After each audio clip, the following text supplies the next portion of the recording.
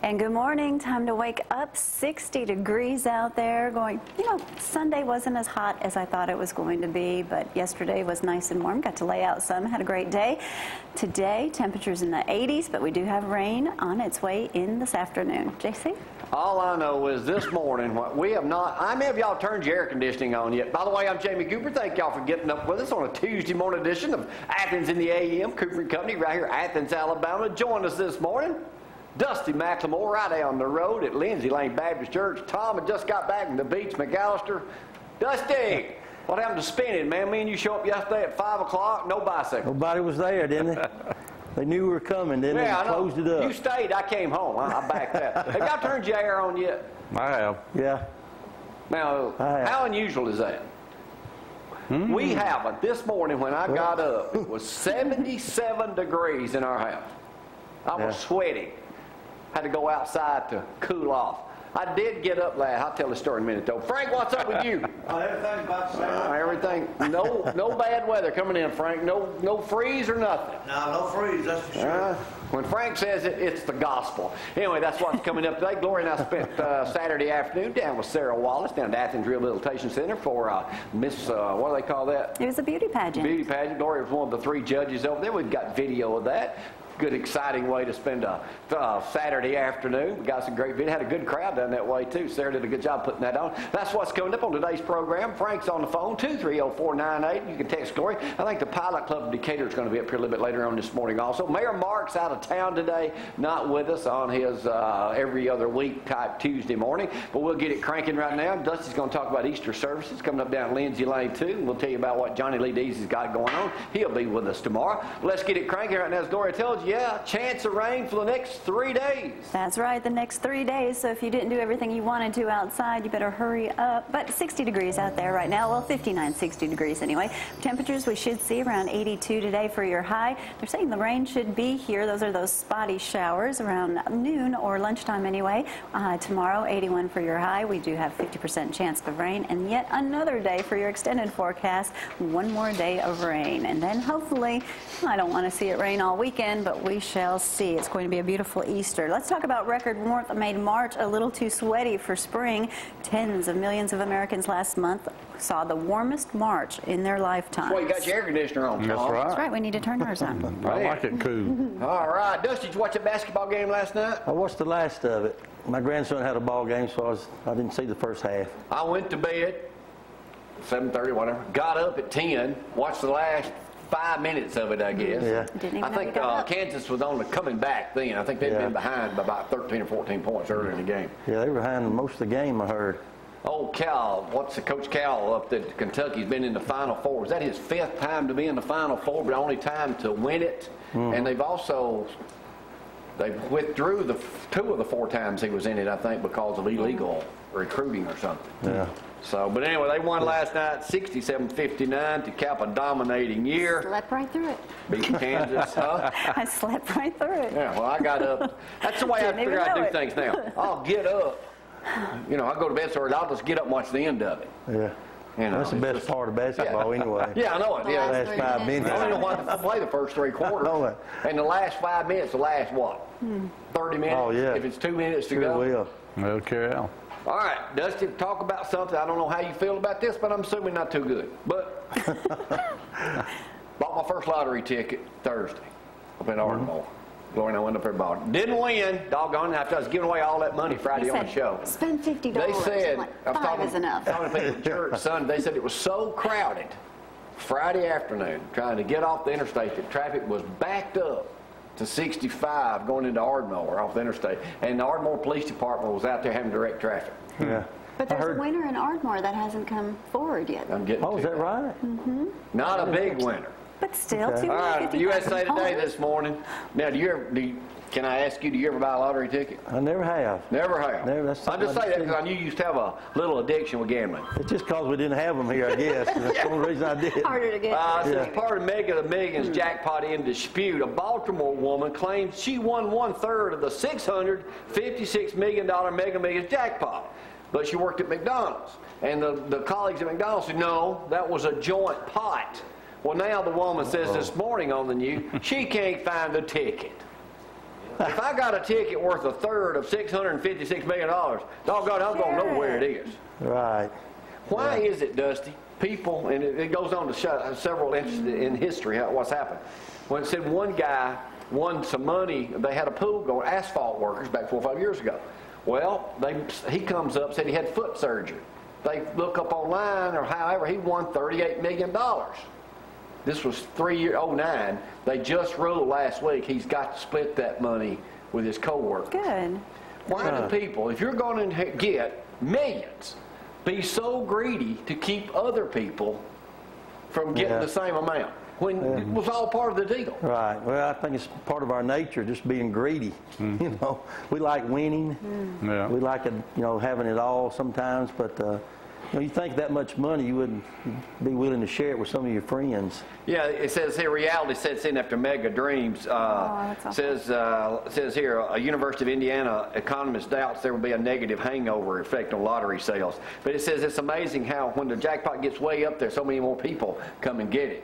As Gloria just mentioned too, the good news is, out of Ardmore, all right, it says here, neither of the two second-place winners in Tennessee's Mega Millions, one who bought a ticket in Ardmore, Tennessee, and another bought one in Mont Eagle, have claimed $250,000. One of the 161 second-place tickets nationwide was purchased HP Mac Fuel Express at Main Street, Ardmore.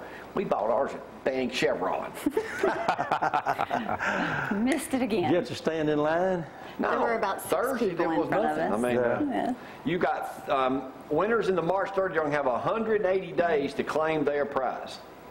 So somebody watching this morning won $250,000 if you bought your ticket at the HP Max Fuel Express at Main Street, Ardmore. I told you we should have gone there, bought our ticket. Oh, Dusty, I had a whole thing Friday on the board. Win. I was going to give away all this money and, you know, all this stuff was going to happen. All right, Dusty, I know you're probably going to be watching the Masters this weekend. I will, too. I don't play golf, but I love to watch it. Yeah. Well, the bad news is the flowers have faded with the early spring down that way. According to USA Today, the grass of Augusta National is brilliant green, but after a warm winter and early spring, the signature azaleas and other flowers are losing their colorful blooms as the Masters starts this Thursday. If you've ever watched an event, even though you're a golfer or not, in HD TV, the Masters is the place to do it. It is. It's beautiful. Scenery's Something else y'all may not know about the Masters. This is the time of year when more men have a vasectomy than basically any other time of the year. No, I did not According to know this that. doctor. Basketball season and the Masters, guys want to come in on Thursday, have a vasectomy because for 2 days you're not supposed to do anything but sit around. So they say, I got to have something. Yeah, Brad, you need to go. It says Glad the you best guys time to do is planned. when you've got something to watch on TV. See, the doctor here says I do 140, 100 vasectomies a year. Just about every year he has a male patient, several male patients who schedule the procedure around the Masters, others around March Madness. Yeah. So, That's interesting. snip and So sip. you guys That's can the plan headline something. there, huh? So you guys are capable of planning something. Well, It's good. Yeah. Being organized. Well, when it's in our advantage, we Or it's plan your it. advantage, of course. Let's go. We are changing the subject this morning. There's 3 primaries today. Hopefully Mitt Romney will go ahead and put this thing to bed. I don't know what y'all's allegiance is, but if anybody's going to beat our current president, it's going to be Mitt Romney. You think so? Editorial in the paper this morning from Cal Thomas, who's a nationally known columnist, says ex-Clinton aide predicts trouble if Obama wins. Dick Morris believes that an unleashed President Obama would cause even more damage to the country. The former advisor to Bill Clinton appeared on Fox's Hannity, who used to work next door, Sean Hannity, and on a prediction of what it might look like. It ain't good. And it says here, the most important thing the president can do, Dusty, he's going to transform America into 2 countries. A small number of people who pay taxes and a large number of people who don't work and are dependent upon the government to create a permanent leftist social base in the United States. In the 2008 presidential campaign, candidate Obama promised to fundamentally transform America. Given a second term, and especially with a Democratic Congress, he shall. So what that means is people like us that pay taxes, and then you got 3/4 of the country who are getting welfare. Yeah. All those folks vote Democratic too, if I'm not mistaken. Yeah. It's going to end up being divided. You know, it's already divided. Oh, I really. mean, it's just, you know, hey, one thing I want to talk about too, this is something, Dusty, right up your alley here, kind of. Mom faces charges in Nashville for baptizing her kids. How's this going to go, Frank? Not too good. Court sides with ex-husband. Now, Dusty, having been divorced a couple of times, me, not you, or you. Thank Yeah, you for clarify clarifying that. that. When, I got some listeners now. yeah, when you got it in there, it TV says you cannot baptize your children, even though you're the custodial parent, without. Well, you're supposed to discuss major Yeah. decisions with your other spouse. How many times does that happen?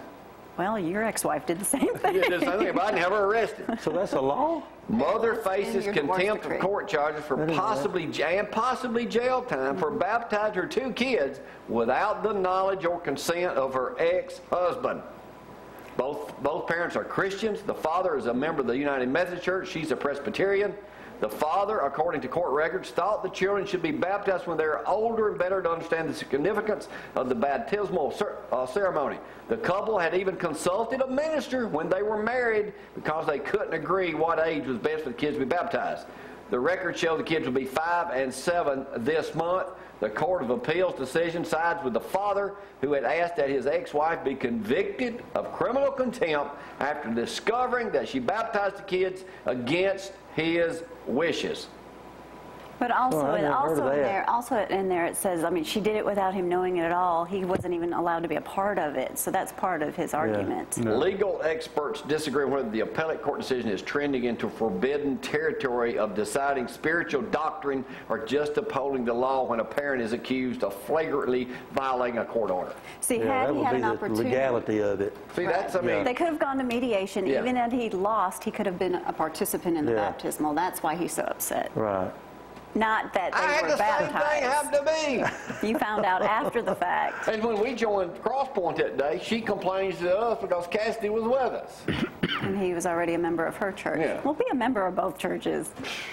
You need Man, double see duty. there? If the mother's convicted on 2 counts, she could face up to 20 days in jail and a $100 fine. Contempt is What are you in jail 10 for? days. Well, baptize my kids. Yeah. I wonder About why she didn't Max's tell him. point. I mean, she should have told him. Dusty, Sure. let me tell you Yeah. something. When it comes to dealing with an ex-wife, you don't exactly Not always sit next to each people. other in church, okay? There's a lot of stuff, Dusty. I know you're a man of the cloth, but you need to, let me tell you how it is in real life. All right. When you get divorced, you ain't on exactly speaking terms with the other party, Right. unless you go always. through attorneys. Yeah. Most of the time, Well, there are some ex-couples you see in Rarely. church. Well, yeah, rarely. But if you can't sit Zero. up there together while your child's being which reminds baptized, me, shame on the two which of you. reminds me, Alec Baldwin is 54 years old today. He got engaged to his 28-year-old yoga instructor. That's right. He turned 54 today. my goodness. And now he's the yoga video, or that she's got a yoga studio. He met her last year. She's 28. He's 54. But that leads me into my next story. Jerry Lee Lewis got married for the 7th time, Frank. How's this going to go? Not good. Now, we knew his 6th wife. She did our show in Florence. Yeah, she was interesting. But here's the strange. You've seen that movie, Jerry Lee Lewis? Who played that? It was good.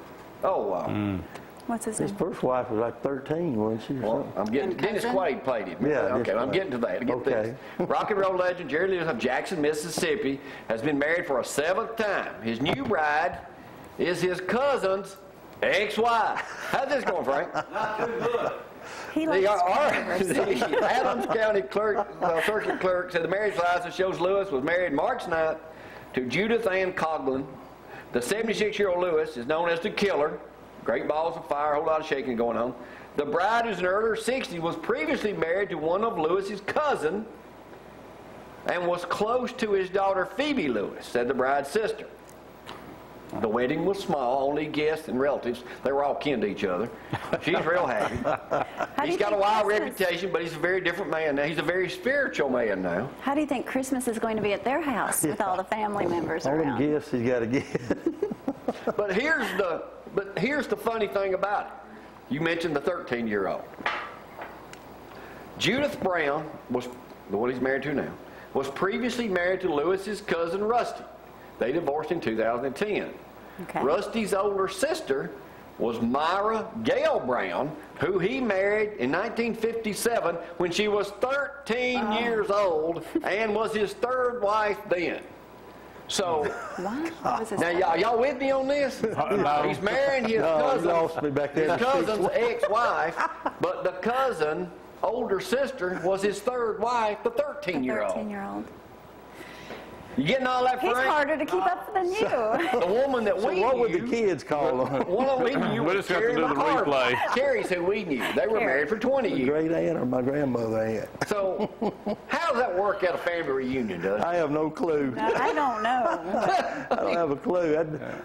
It'd be difficult, wouldn't it, for the kids to keep up with that? So the 13-year-old wife that he married in 57, he married her brother's ex-wife. You got it, don't you? Dusty, I was You've been just staying up late, hadn't you? Figuring all this out. He was. I just get up noticed early. that You gotta get up early, man. Look at the picture behind Dusty. What? You can do your hair like Zorro, too. Yeah, all right. We're going to take a break. Thank you, Dusty, for getting up early. Sorry you missed Thank Speedy, you. but to be over here, I'm sure they'll let you slide this time. We'll talk with Dusty about his, he's not doing sunrise service, but our Easter Easter all service. them are doing. We'll talk about that in a minute. Yeah. Easter There's a sunrise. picture in the paper that's going on down in Athens State this weekend, Sunday morning at sun up, and then we'll talk more. Tom, good news in real estate, too. We'll talk more about that later on this morning, too. We'll take a break and come back on this Tuesday morning edition of Cooper Company. Y'all hang on.